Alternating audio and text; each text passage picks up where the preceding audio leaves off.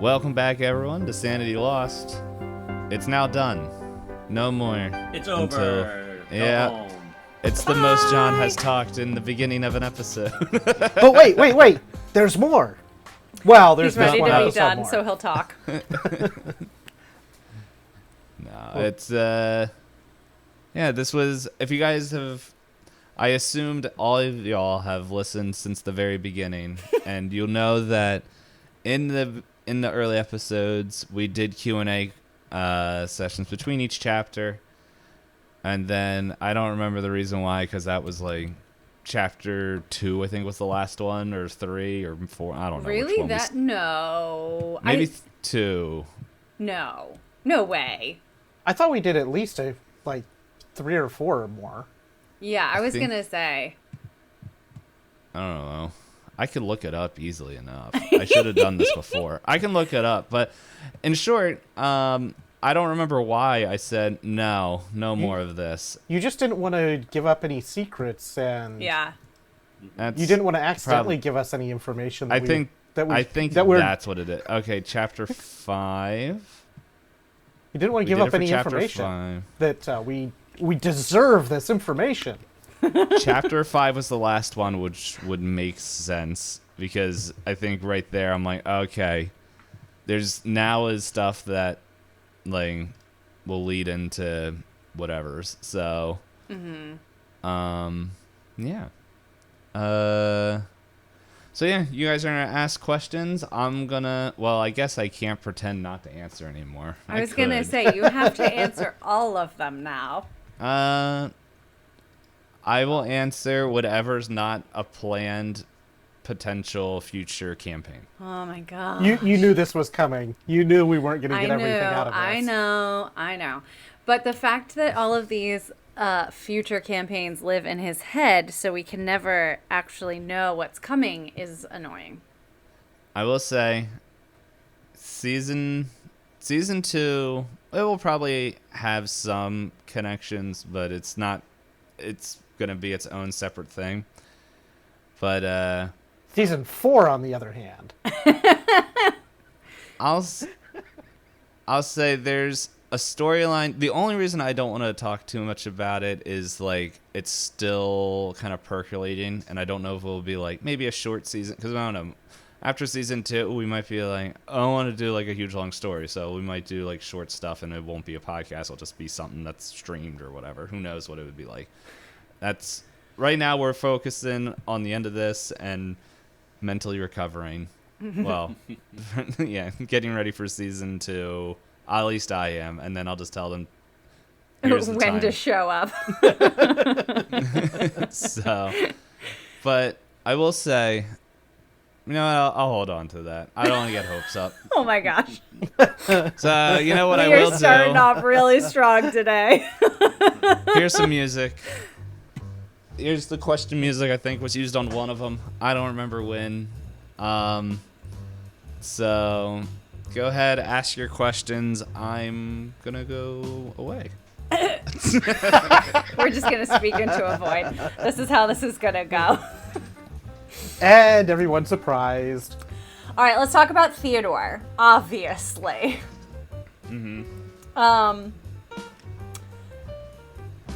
Was he a real man in one reality? Like not He a was real. strange... No, I know he was real, but was he like a human? Not a strange, like... I'll admit this is a story that will be a campaign. It's so I that's am not surprised Theodore. at that at all. Yes, Theodore is something that I. We can't talk about Theodore at all. You can talk like. We can talk about stuff that he like pertains to it. I will say that what you guys saw in this season wasn't what he originally was, and you kind of saw that. I think I think it was last chapter season, actually. Chapter 8. 8. In chapter 8, there was a hint of it. Right. So yeah, I will say that isn't how he always existed. The way that the way that we knew him yes, wasn't the always way how he that existed. Okay. I think this is safe to say. Okay. He was human at one point. Okay. And something happened. At least we saw Yeah. what may have happened, like what could have caused it, what could have not caused it, but there's how he became what he is. Like there's stuff that's going on. So And we can't know what he is. yeah, I can tell you that Theodore wasn't supposed to be outside of chapter 1. Really? Yeah. Okay. Now you have to elaborate on that. I will Yeah. elaborate this. Okay. This was something I was going to do that. I brought Theodore in because I did tell you who I think I did say like who he was inspired off of. I don't remember. Yeah. Well, no, I didn't tell you who it Oh, was. I thought you said you did. No. I said I think I worded it wrong. I said that I think at the end of the show I would tell you I see. what my inspiration for him was. Okay. But yes, in chapter 1, episode 3 or 4, it was somewhere around there. I think he literally has his name.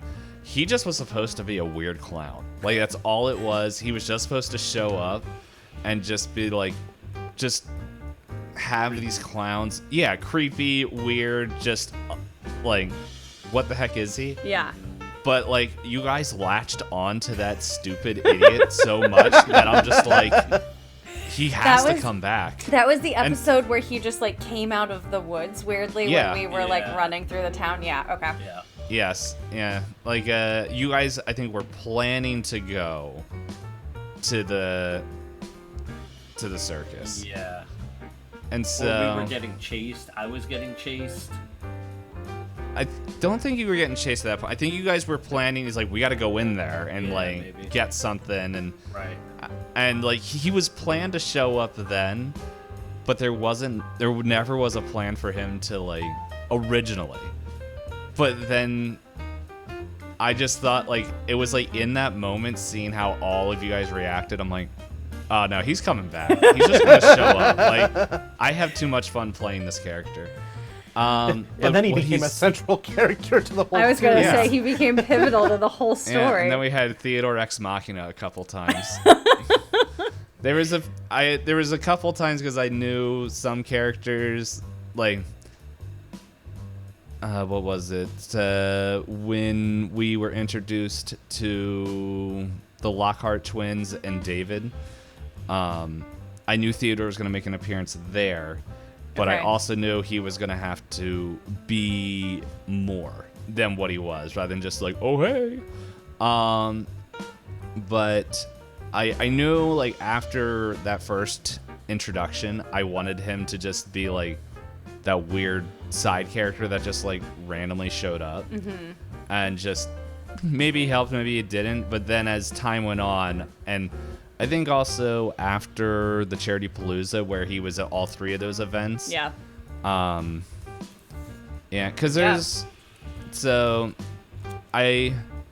Theodore has a purpose in Pennsylvania, and it's right now, from what we can tell and that I am willing to share, is that it seems like these eldritch horrors or just like cosmic horror things that are starting to pop up in Pennsylvania, he's like keeping an eye on it to make sure that Pennsylvania doesn't implode or something like that, like or something isn't released. So from what we can tell from his actions, because he's just like, he was there for all 3 of the totems, and for that part, he was there kind of helping guide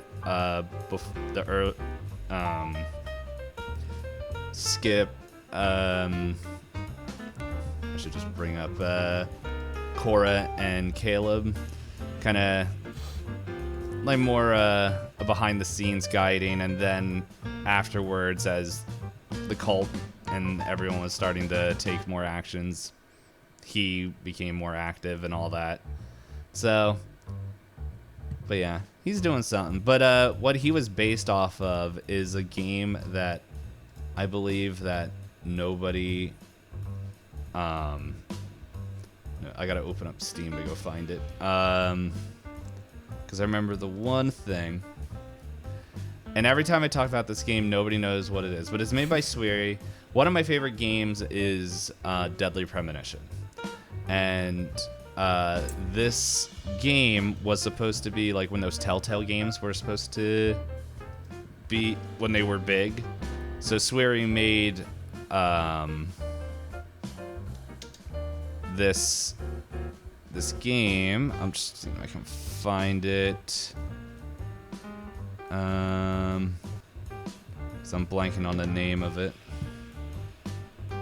But yeah, there's a character in there that wow. Every time I'm looking something up, it's like, nope, it's not here. It doesn't help either. I think it's called like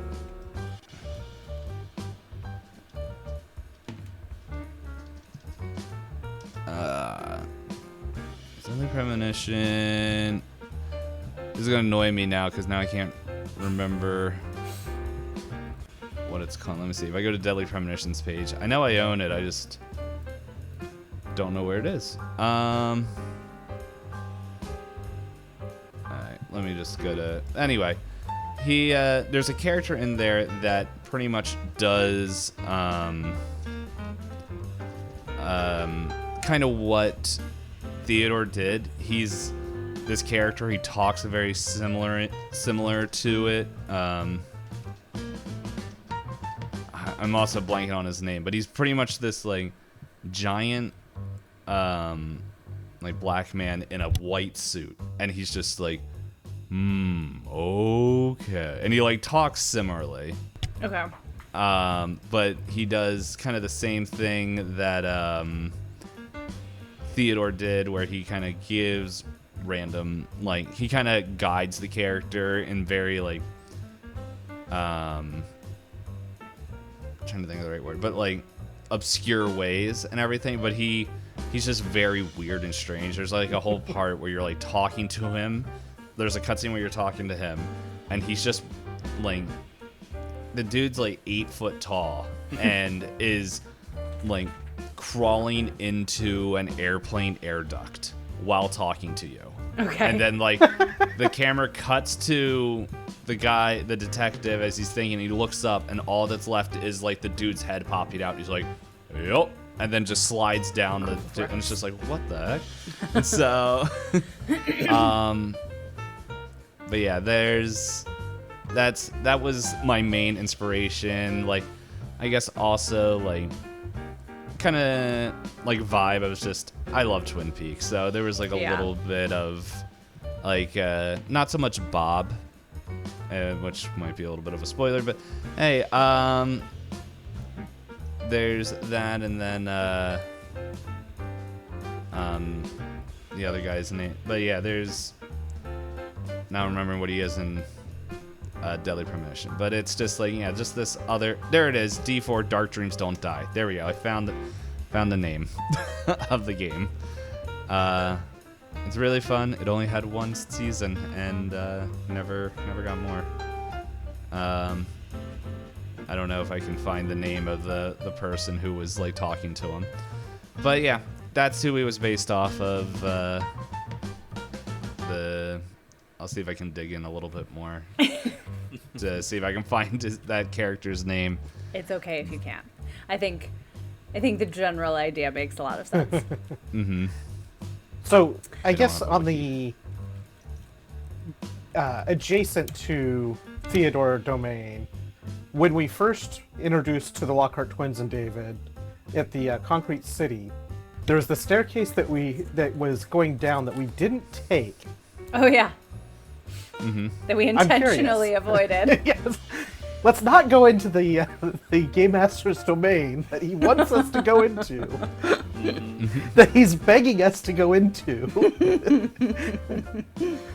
So what sort of horrors do we find at the bottom of this staircase?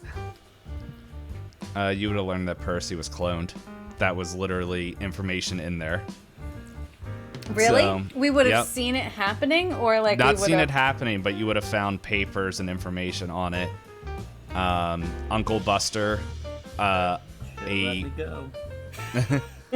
a form of Uncle Buster was in there. Yeah. It wasn't like a combat, but it was like just like a recording or something. Let me see. I have my notes here. I said I wasn't going to look at these things, but Sanity Lost Season 1. Snarled down. That was Chapter 7. Was it? No. That was 5, right? What is this one? No, 7's when we met, I think, my favorite character of John's. Is that? Which one? 7 is when we met I really like Skip, but I think my favorite character of yours is still Hank, because he was just cool. How annoying was it that I somehow managed to, like, every single character go against the whole, like, concept of the podcast? Yeah. That's fine. I thought it was fun. I never, like, I feel like I, like, pigeonholed myself by making Percy, and then, like, because of the type of character he was, like, and what happened, he had, like, no connection, and so I constantly just ended up making these characters that had no connection to anything else. And I was like, well, this probably wasn't the original vision, but We worked with guess it. I'll go with it. Let's see. Here's City. I did enjoy how most of your characters were 1 and 2 word characters. Let's see. Okay, so I found the notes. Down there, you would have gone through the door and came out, very similar to how I think it was in the first chapter where like the town was brought to another like plane or space, like within the circus tents. And so you guys would have gone down into there and you would have seen pretty much like this pretty much the clown city without any of the clowns in there.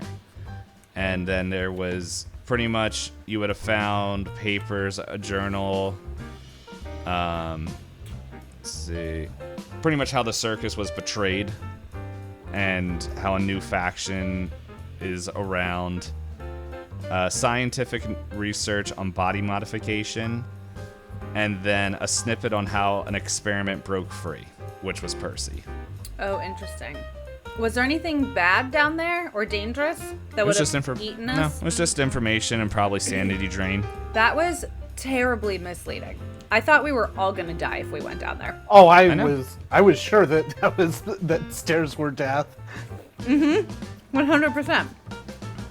So, but no, it is what it is. Like, the original concept was to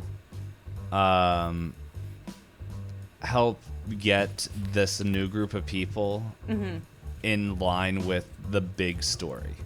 Because, like, David did have a way in, but it's just like, how would Deli and August get into the main story? Sure.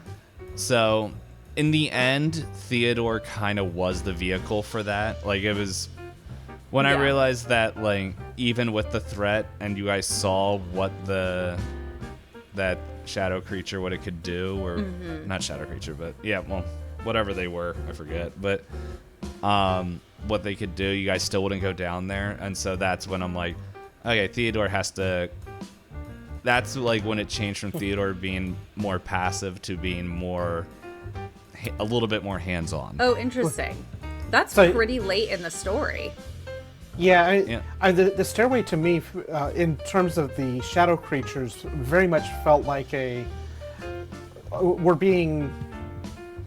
sort of trying to herd us towards bigger danger, and David was definitely not about going into especially at that point where these things are starting to move towards them whenever they're not looking. David's not into going into perceived bigger danger.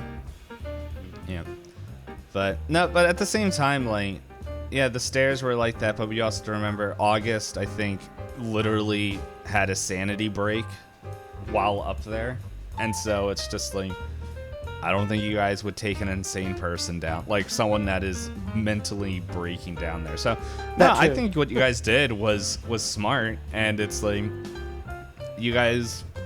There was 2 options, and like I don't know. I don't like, as you guys know, I don't. I try not to guide your like. Yes, there was there. It probably, in my mind, I didn't think I was like super pushing for it, like seriously pushing for it. But it might have came off differently to you guys. Well, but I'm just like, but in my mind, I'm like, no, if they don't go down, they don't go down. That's fine. Yeah, I mean, it's more one of those, like, just the entire setup of it felt more like the DM wants us to go down these stairs because there's something bad there. Yeah. Yeah, I was gonna say, it definitely didn't feel like a you should explore this kind of option. It really did feel like you were giving us the choice of 2 deaths, either death by weeping angel type creature or death by scary clown stairs. I just don't like, I think what immediately comes up for me, right, is the last time we saw a circus, like, as players, like, everything changed. Like, nothing was good about that circus. So, like, and that's also hard about being both a player and a character, right? Because, like, as a player, I'm like, heck no, I am not taking anyone into another circus after what happened. But I know that, like, my character didn't know that. I think I still don't think Deli would have gone down there, but No, and like I think you guys did. Like if there's anything that made it seem like I was frustrated that you guys didn't go down there. No, like, I was more curious. Yeah. So it's like, honestly, the way I like to run any of my games is like, I'm gonna give you guys options. Whatever you guys decide to go down, I have rough ideas, but I'm gonna yes and you, but I'm still gonna get you to the story end. Like I'm still gonna bring in the elements in there. So I think, at least for kind of looking back at it now, I think without the shadow creatures, David and just player-wise, I might have been more willing to explore the stairs. But with the threat of the shadow creatures and not knowing what they would actually do to us and being surrounded and needing a way out, it's like, I'm not as willing to explore into potentially a one-way path. Yeah, I really like those monsters. They're homebrewed. They're fun monsters. So, yeah, I don't think there's probably like some sort of concept in them somewhere, but yeah, they had very much a Weeping Angel feel in terms of at least how they behaved from what we could see. Yeah, I remember like my inspiration for them. If you guys ever seen Uncanny Valley content, I will say this, Elizabeth, don't watch it before you're about to go to bed. I have heard about it. I haven't watched it, but I do know enough about it to know that is the correct disclaimer. But I was watching a lot of TikToks and a lot of videos on it, and that was my inspiration, was just these things that look human but very clearly aren't human, and they're just there. Like, there's just, you look at them and something's not right, and then I'm like, what would make it even worse? Okay, every time you take your eyes off them, that's when they move. Well, you literally turn them into weeping angels from Doctor Who, which is like... I forgot those existed. I think during the time is when Nite and I were also playing Lethal Company, and so that's when coil heads, which it's funny enough that neither one of those came into my mind. I'm just like, my whole thing was, what would be the creepiest thing? Oh yes, if they move when you don't have like eye contact with them. Yeah. I mean, then that's a very scary Doctor Who creature. Yeah, but then I was like, what would be even worse? It's like, oh, when they do touch you, it's not like they just steal a random stat. Like, they just steal, because that's what happened to August as well, I think. Which is why he was also freaking out. Like, they stole...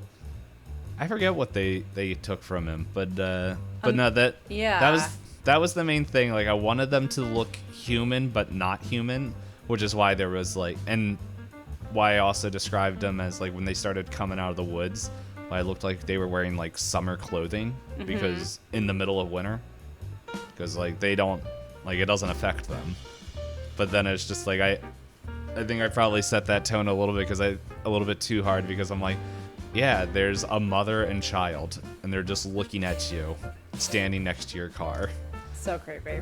So, but no, I do like those creatures. I do want to bring them back in something. So I just gotta figure it out.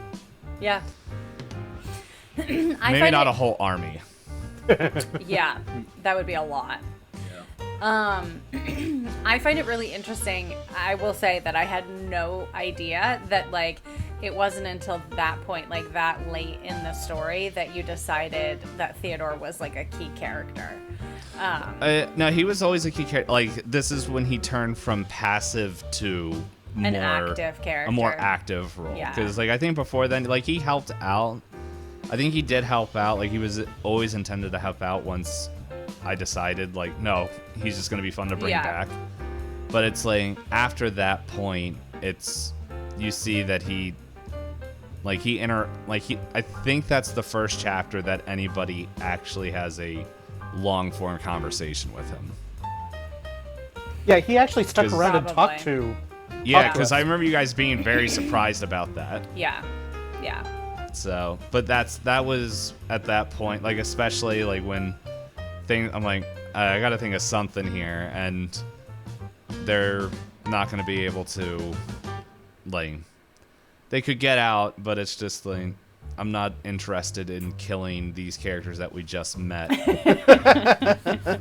So let me give them a little bit of a chance, and we went from there. Oh, you mean you weren't trying to total party wipe us every single moment?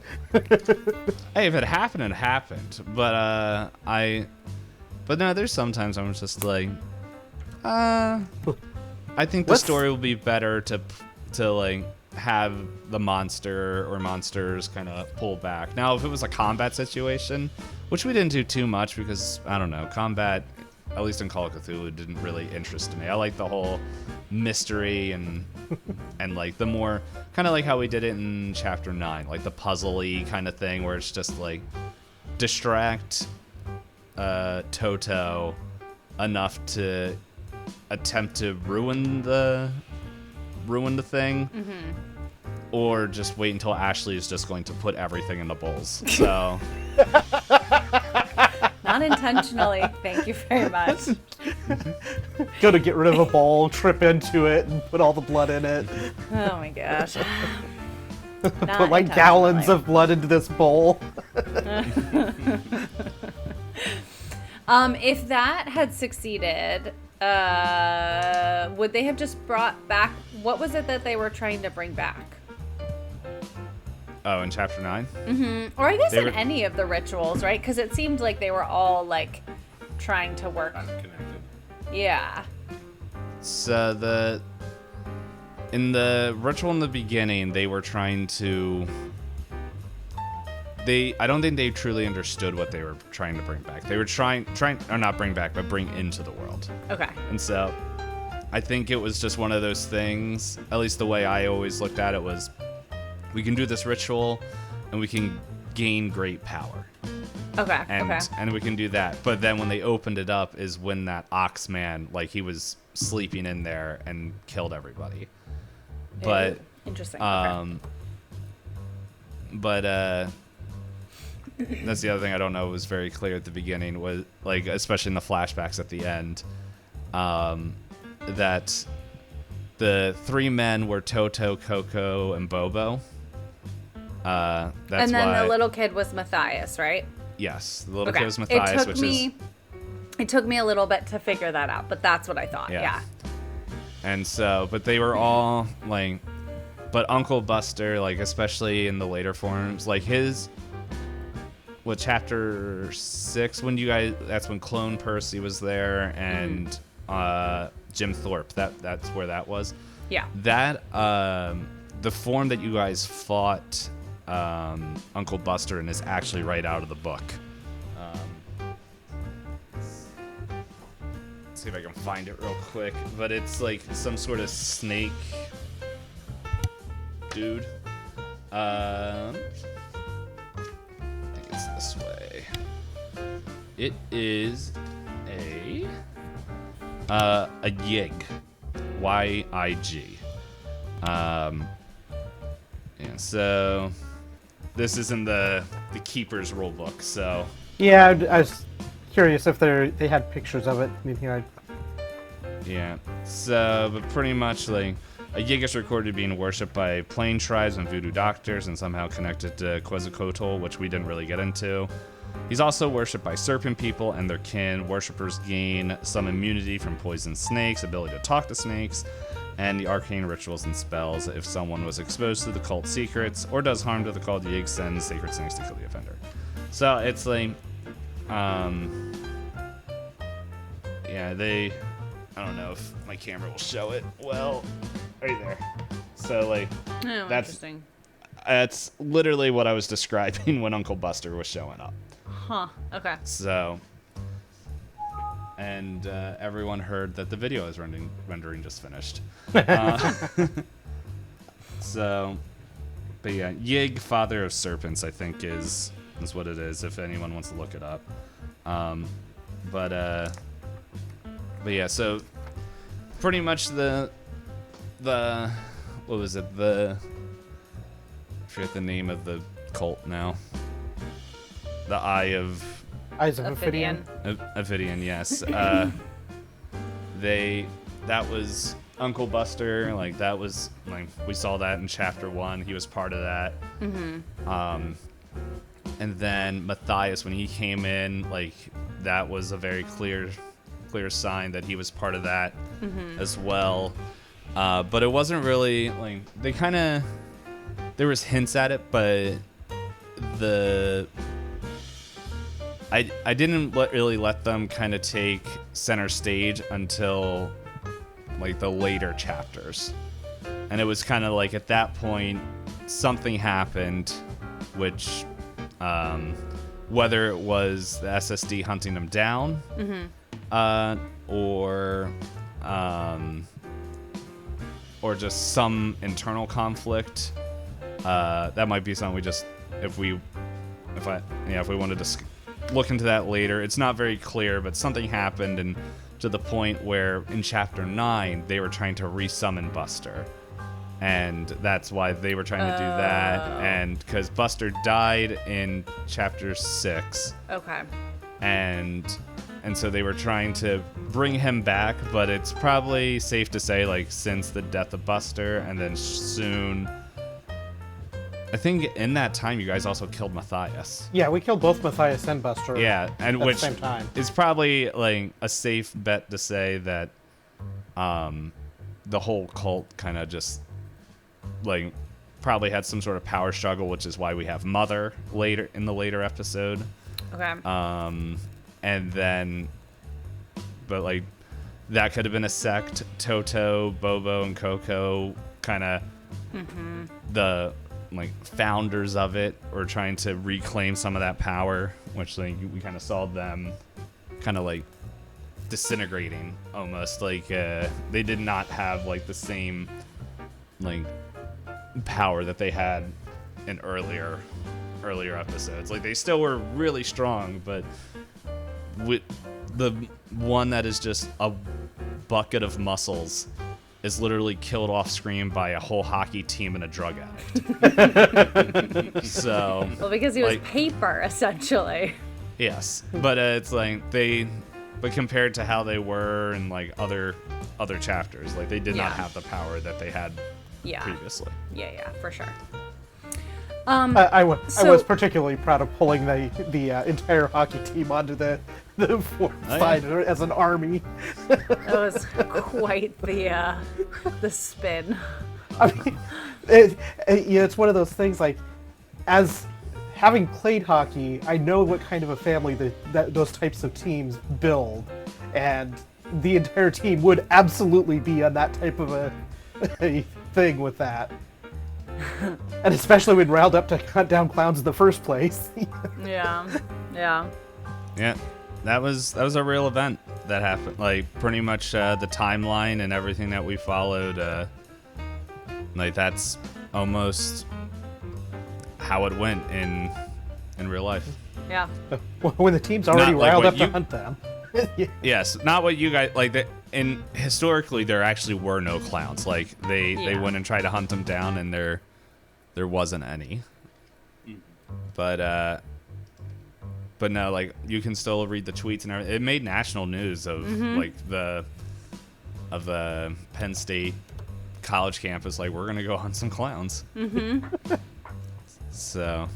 Yeah, it was a thing for sure. So actually, talking about Mother, I had forgotten about her.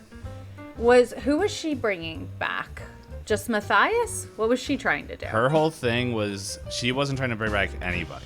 Her whole thing was to forcibly tether Theodore to that place and get revenge. Because in her mind, Theodore is the one who Interesting. is like the grand conspirator, like the tactician Yeah. and everything. Yeah. Because like growing up, she's familiar with the supernatural and all that. Right. Okay. So she didn't have the hurdle to get over with that. And it's just like, yeah, in that day, like we saw Theodore literally come out of Cora's neck, kill Billy, and then It was not a good day. yeah, and Not a then great one.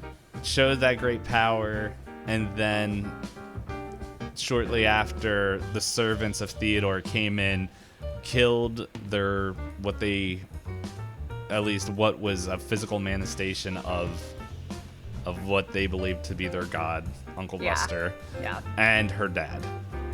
So, and her probably only friend, the long-term friend, I know Just Deli was melted. trying, Yeah. melted all on the same day. So it's just like, yeah, she definitely had a grudge towards you guys. It also was really fun because I did keep track. I'm like, if Elizabeth does say that Deli says anything to keep in touch with whatever her name is. Oh gosh, I can't remember her name. Let's see, I have it right. Didn't Jillian? Jillian. No. No. Yeah. Yeah. Jillian. Yeah, Jillian okay. Hagen. Whew. I thought so. Yeah. It's yeah, like I'm like, if there's ever a mention that's gonna be noted, like that you made an that'll attempt, change, of but, course, yeah. like she was still going to be that person, but Okay. like she might have Jillian. interacted with you different.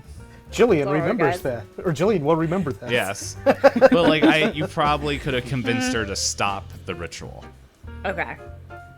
But like since there was no kind of mention, and it's like Yeah. I'm like, yeah, either way it works. I'm curious though, John, do you have any questions, or are you just chilling? Or you just told to John's told to like, be I'm here? out, guys. Yeah. I was told to be here. I think like the big one I had was the final decision for Percy. What was like the Oh, yeah. alternate way that could have gone? Because that was the most impactful moment of your entire, like, 2-year journey. If you decided to not do anything different, time would have ran as we saw in the whole show. So there wouldn't be a difference. And pretty much the plan was like, that's why I'm like, I'm not, depending on your decision, I didn't want to tell you like, okay, think of, I'm like have some ideas, but I'm like, I know that depending on what you choose could have different endings. So like or who we would look into, because we know Cora and Caleb's ending.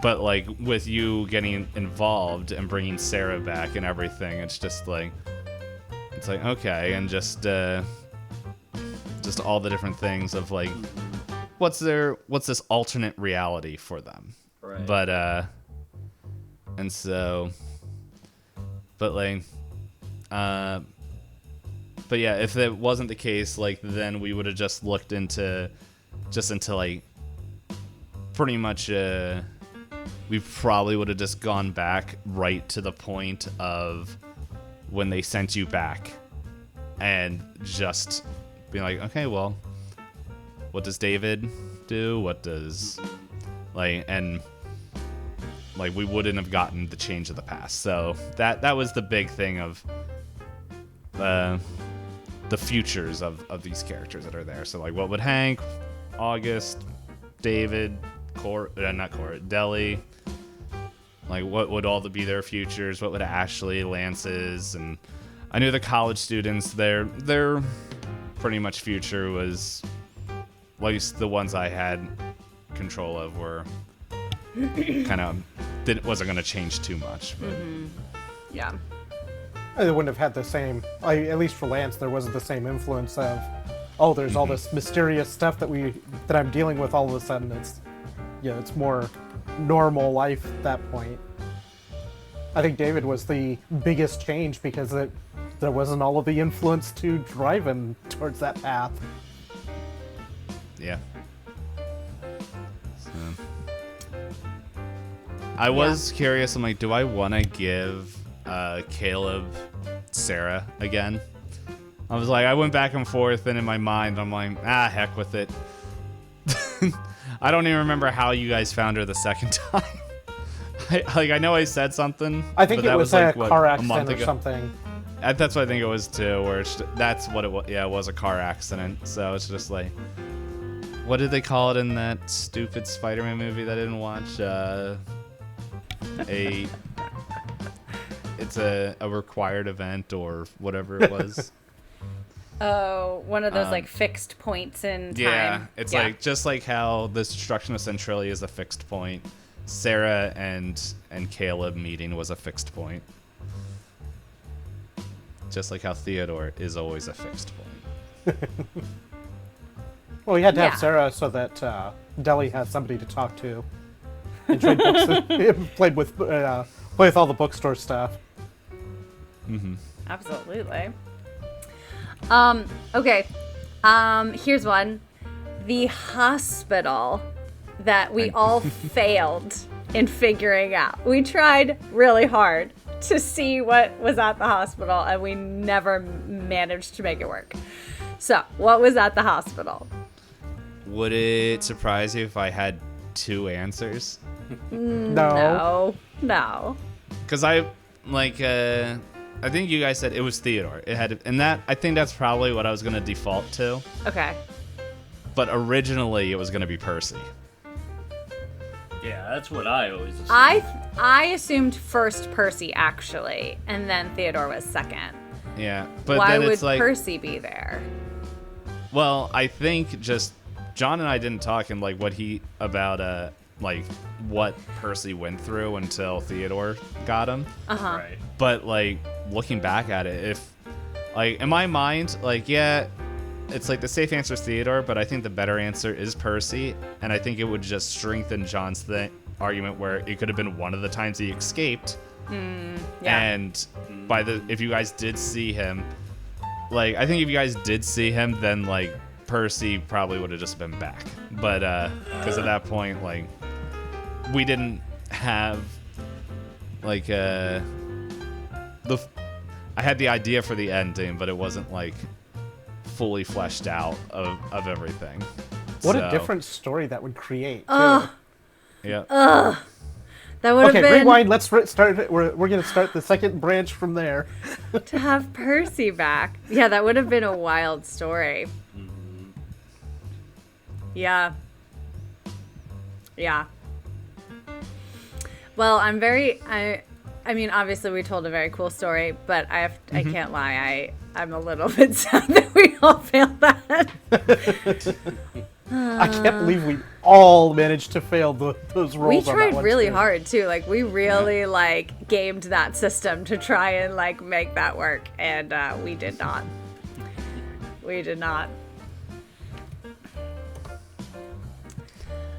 I think it was I think I made it a extreme success, if not a hard, and like it was just out of range for your luck levels, and then pushing you couldn't do. So you really didn't want us to pass that one. I wanted you to earn it. Yeah. Also, I didn't make up my mind. That's true. You could have just given us Theodore and it wouldn't have mattered anyway. Yeah. That's true. All right. I always ask a question to you, Dave, because I mean, talking about it, it's pretty clear that like you held some things pretty loosely, which makes sense, right? Like you kind of have to. But I guess I wonder, like, having thought this whole story through, is there any point where the story changed or diverted in a way that either was surprising to you or in a way that like you kind of wrote something out that you wished was actually in there?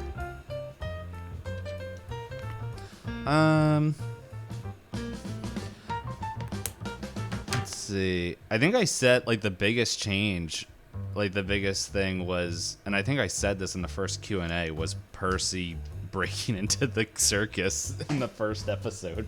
Yeah. Because there was concepts, but then it's like that changed. That like kind of not forced my hand, but had to like. The circus couldn't have been a more have a more peaceful transition. When I look at it now, I think the whole show should have just been what I planned out. For chapter 1. Like I think because what I wrote down for that and everything, but I think that like just the week counting down to the circus event, I think. And this is just me kind of being hard on myself because like I do like the story we told. I do like it, but I'm just like there's core concepts and stuff of Call of Cthulhu that we kind of missed out of because of the time skips. Sure. Yeah. So yeah, but, I mean, the whole, just the format is something that's probably very atypical for that system. So, knowing kind of going into it, like, there was going to be a lot of stuff that wasn't going to necessarily, like, graft smoothly onto that play system. So, I mean, I feel like we hit some of, like, the bigger concepts. Mm-hmm. Oh yeah, that's why like I said it to you guys before. Now I said it on my streams. Like season 2 is all in one location. I keep going back and forth on the time period, but I think I know what the main crux of the story is. So, it's just life has been really busy, so I haven't been able to write it all out. But no, I think that was a pretty big change. But the way I did it is like I had pretty much everything. I had guidelines for each chapter written out. Yeah. So like before we even started, I knew chapter 9 was going to be at Penn State. I knew that chapter 5 was going to be a certain point. Chapter 7, when we meet Hank, I knew you guys were going to be chasing a serial killer, which I think that was the hardest one to prepare. Mainly because, as you guys probably picked up, and maybe our listeners, with this game, I like basing stuff off either loosely or with historical things, so that way people look up and like, oh, okay, this is what it's like, alternate history fiction. The problem is, in the 90s there were serial killers, but it was so close to when we were playing compared to some other events that we were talking about, like in the 60s, 30s, 20s, like all that I'm like, I didn't feel comfortable bringing a real serial killer that might have a connection to a potential listener. Right. So that's why I made up who it was, and there's I read a lot of serial killer Wikipedia pages, and I'm like, that's gross. But so. And now you're on several lists for reading all these articles. When you're an author and someone that runs TTRPGs, like you have to be on. Like I think it's you just naturally get on those lists. But no, I think that was the biggest thing. The the going, like, I know the probably one that you guys and other rooms like, well, they didn't go down the stairs. It's like, no, that's just like, that was just information, which they like. Yeah. I was like, if they go down, like, because I told you guys, like, no, like, you might have gotten clues to certain things, like a Percy clone or some other things that were coming later. But it's just like, no, that's some of that story is just, I think as we went on and I got more comfortable with the Call of Cthulhu system, which now I think it's my favorite system to run. Like, it's just I feel comfortable with it, but it's just, I'm like, before, like, and definitely in chapter 1 and a little bit in chapter 2, I'm like, oh, well, they need to find this out, so it makes sense. And I think it was like maybe by chapter 4 or 5, I'm just like, no, if they don't find out. It's like, I just need to get the important information to you guys differently, either in the future or by somebody else or something, rather than the intended thing. And I think that's any person that runs a game. Yeah. What they learn. So. Yeah. Nice. Yeah, I do agree. I think having played a few systems, I mean, I'm not as well versed in as many as you are. You've run so many more, but like Cthulhu is one of my favorites to play and to like work in, I think. Yeah.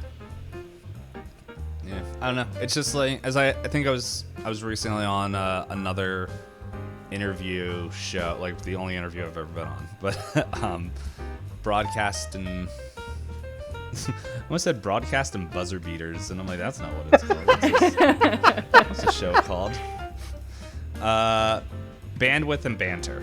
I love that. I had the B&B. You're the B&B. Oh my gosh, you're so funny.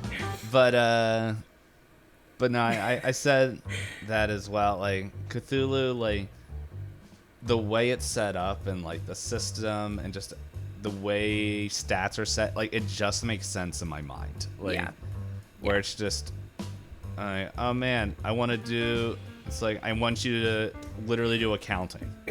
Okay, well, that's a skill. Listen, spot hidden. Yeah.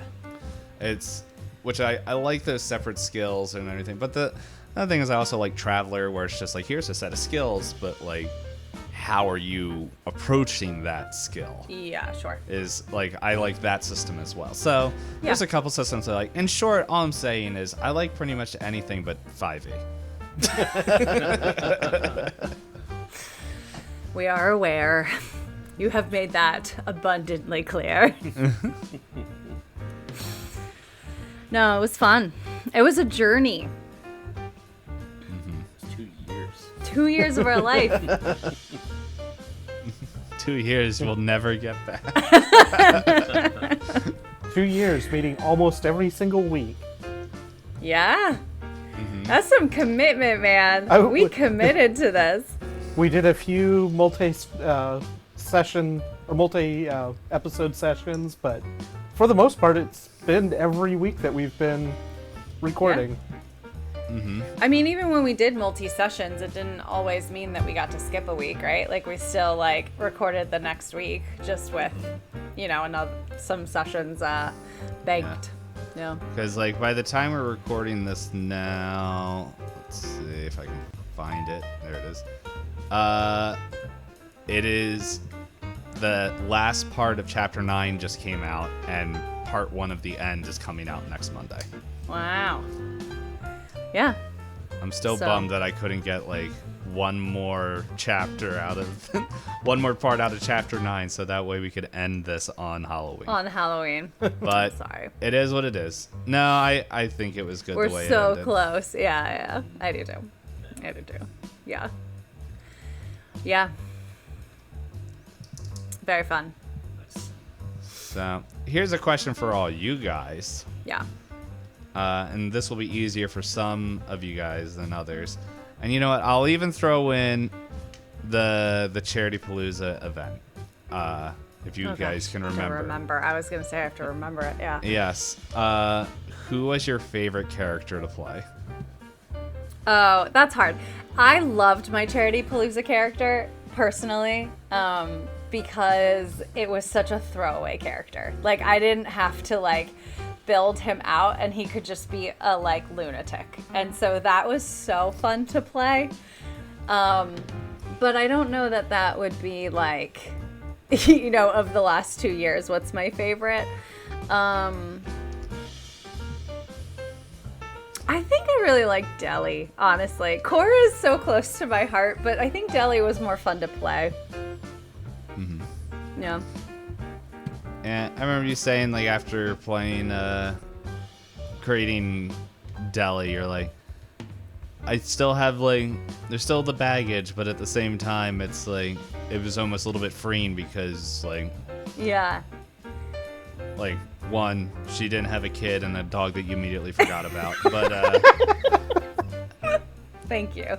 but, no, it was like, I remember you mentioning that. It's just like, it was like, the way Deli looked at situations compared to Cora Yeah. was a fresh take rather than, like, someone who was excited for it rather than, like, Yeah.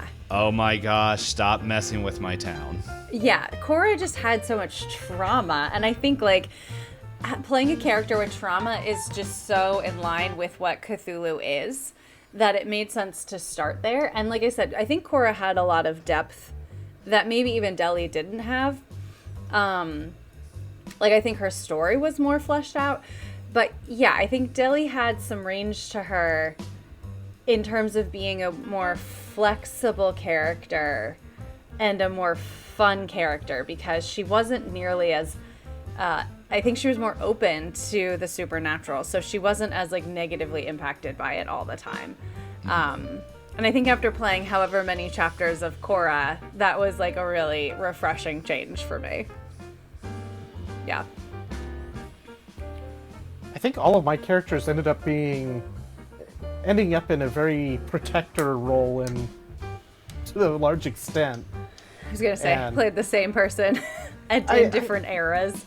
I don't know. I didn't feel entirely the same, but kind of the same role in the group as that protector.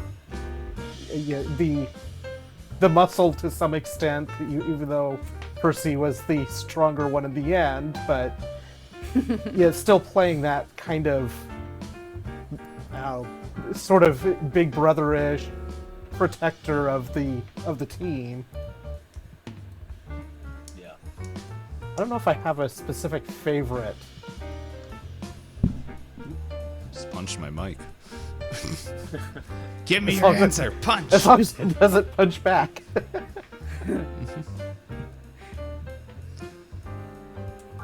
So he can't answer the question, apparently. Just gonna leave that one hanging. Yeah, I mean, I don't really have a specific favorite. They're all,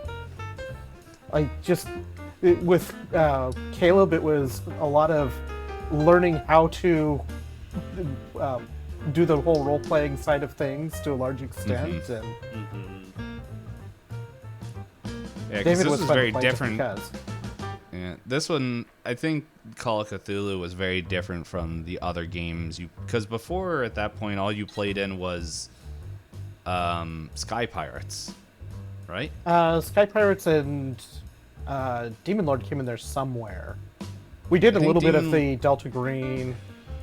Yeah, Delta Green was a little bit, but that didn't pan out. But I mean, all of those were also very close together in time to when we started as well. And I really hadn't done any role-playing games like that prior to playing those. So yeah, like I'll say, like, if because I remember like when you guys would go off and like I think it was chapter 1 episode 3. It's 2 or 3. It's the episode that Cora brings the food out to Percy. Okay. And that's like the first episode that goes on for like an hour and a half. And it's like, because it's just like, it essentially just became almost like a normal conversation between John and Elizabeth. Because we're just sitting there. But it was neat because like, I could tell like, Nite was also like you were feeling out where you were like, how do I like do something similar or like get into those roles? And then it's just as you became more comfortable, I think, with Cthulhu, but then like who Caleb was as a person. Like even with me semi-forcing like different things like onto your character, Rose. But but it's Mama just Winters doing the matchmaking. Yeah. Guided by the hand of pain. But no, it's just like because like I think that also helped like once because like there was a shift between like Caleb being like, okay, yeah, I'm here, yeah, I just work at the mines with Dad, everything, and then it's like chapter 2 is a different Caleb because you're watching Sarah, like you're raising Sarah, and then it's like Rose is also coming into your life to be like, what's that? And it's just, it was interesting watching you grow as like a player where you're like, well, what would Caleb do and everything? And then it's just like the slow progression where it's just like, I think it was like what by chapter 3 you guys finally got married, which would have been like almost 20 years after meeting. So and stuff, and that's like, and just seeing like the growth of Caleb, like when not only with Sarah in his life and then Rose, but then also like his own kids and like not just adopted kids, but like David and Dean or whatever your other weird Daniel, kid's name I was. think. Daniel. Without actually and then opening the game. like, yeah, and then I think you had like I can't remember if you had like a daughter. Or, I thought you had like at least one or. No, it was just Sarah and the twins. That's true. Yeah. Yeah, and then, Sarah was the daughter.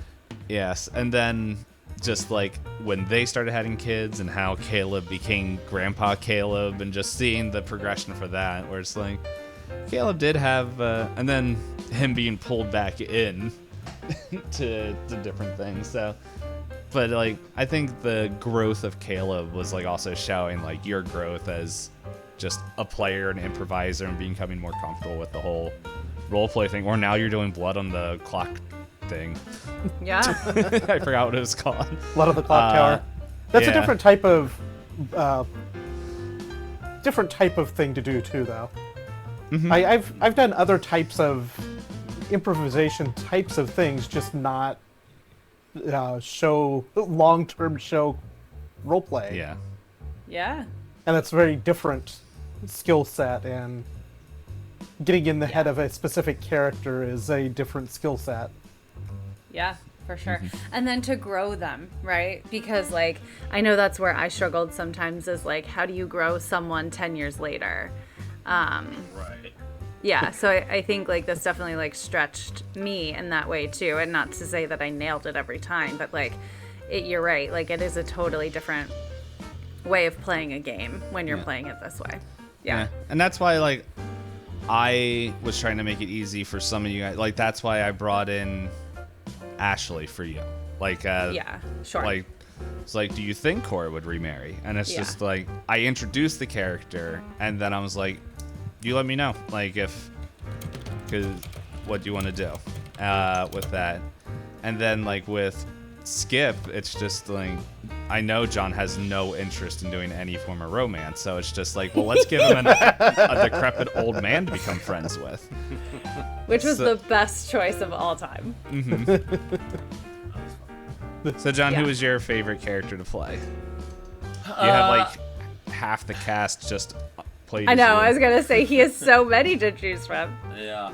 I mean, probably Skip, because it was just fun to be like obstinate and like kind of the bad guy for a little bit, who was just like working against everybody or like had his own self purposes like that. That's very atypical for like a character I would play. So the bad guy that had to be dragged by the ear to, you are helping us with this thing because you're the only one here. I loved Skip so much, especially when John was like, "This is what I'm thinking." I'm like, "Awesome." and so then there was that, and then just just seeing the frustration on Elizabeth's face, like, would you let your stupid character actually help us? And I'm like, yes, but he's super hot, though.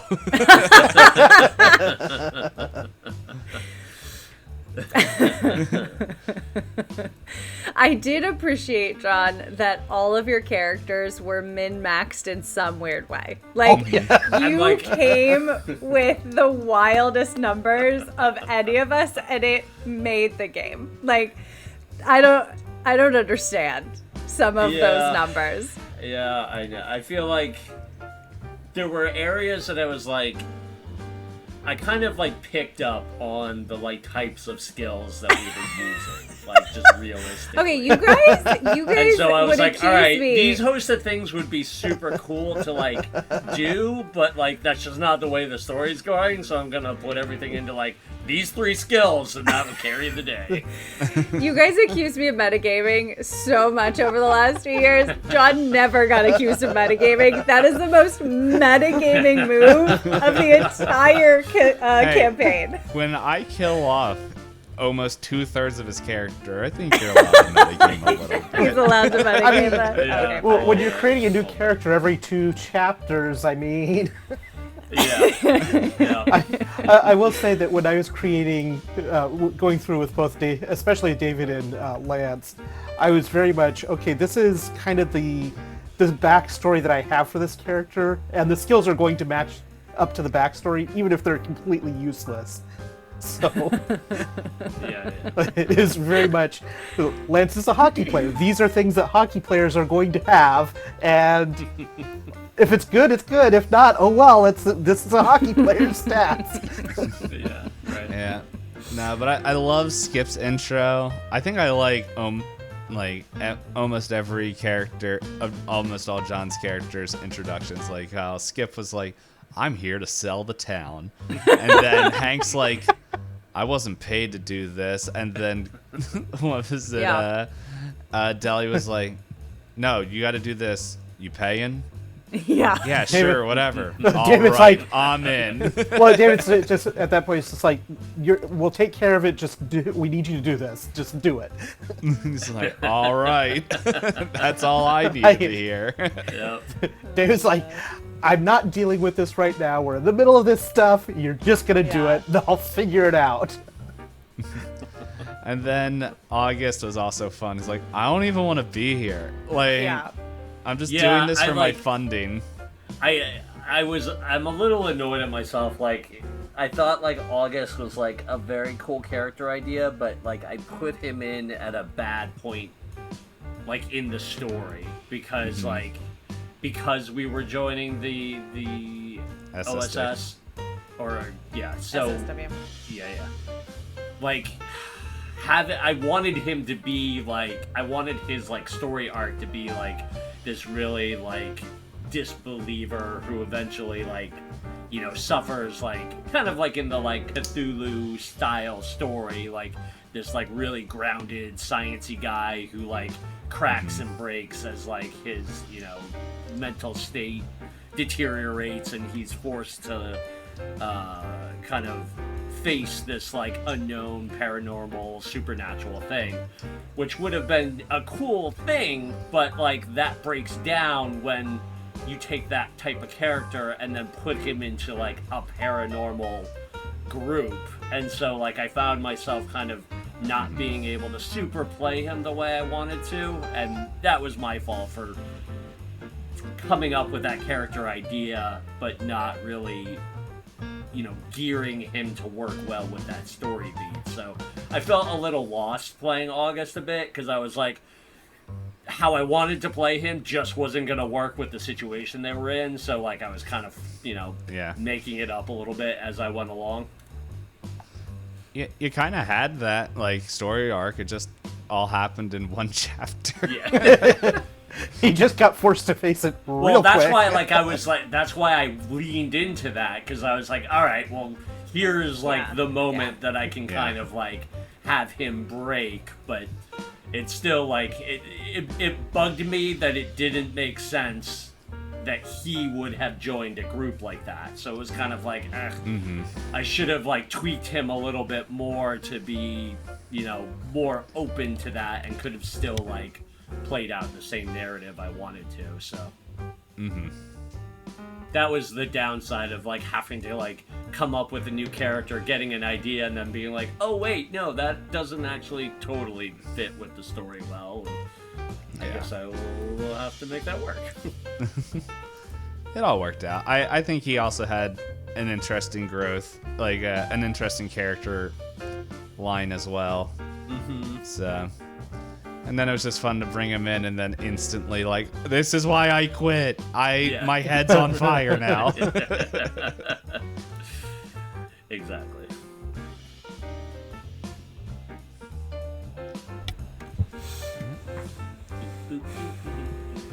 Awkward silence. Yeah. Let's see. I think those are my big questions. I mean, 2 years worth of playing. Obviously, there are things in there, but I feel satisfied. Yeah. I was trying to think how I would answer my own question to you guys. Who was my favorite people to play? Timmy. Timmy was good. Like, child version of Timmy? That's my favorite Timmy. Yeah, me too. The name Timmy associated with stealing apples came up relatively recently, completely unattached. Oh, that's so fun. Completely unattached to Sanity Lost in every way. Is Timmy and stealing apples together is like, oh, well, that's funny. So yeah, I should still have that screenshot you sent me. It's if little Timmy only gets one apple a year, you bet you he's gonna eat the heck out of that bruised apple. Let's see. Timmy was a lot of fun to play. Matthias was also a lot of fun to play. Especially like in the Christmas episode. And anytime I got to talk like a weird southern cult leader. It's probably why I'm getting kicked out of the apartment. Probably. I thought you were doing weird stuff. Let's see. Timmy was fun. That was fun. I'm trying to think. There was a couple characters.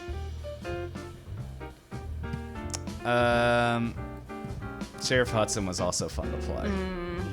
Yeah. Caleb's safety net. Yeah. Yeah. To be fair, not think about it. She just went on vacation and never came back. That's true. But I think like She did. timeline wise, like she went on she went out for Christmas, and then I think like enough time passed where she retired. I think that's what it was. But yeah. But that is the Q&A to season 1. Season 1. Season 2 will be next year. Probably at this point it might change, but I think we're looking at potential February for it to come out. But yeah, just keep an eye out on this, because I know we as a crew have chatted a little bit. It's gonna be a little different, but it'll be all good. So anyway, for anyone who made it this far in the story, thank you so much for listening. Thank you for giving, I guess, this baby keeper and baby players a chance, and hopefully we'll be able to tell more interesting stories and meet more interesting characters in the future. And leave all of your favorite moments in the comments. Tell us Or what your else. favorite moments are. Oh yeah, that'd be fun. Yeah. We won't see it till next year. No. We won't be looking. We're taking a break. Well, I'll see it because it will be on my YouTube channel. That's true. That is true. And don't forget to like and subscribe. So, but yeah, thank you everybody, and until next time, we'll see you for season 2 next year.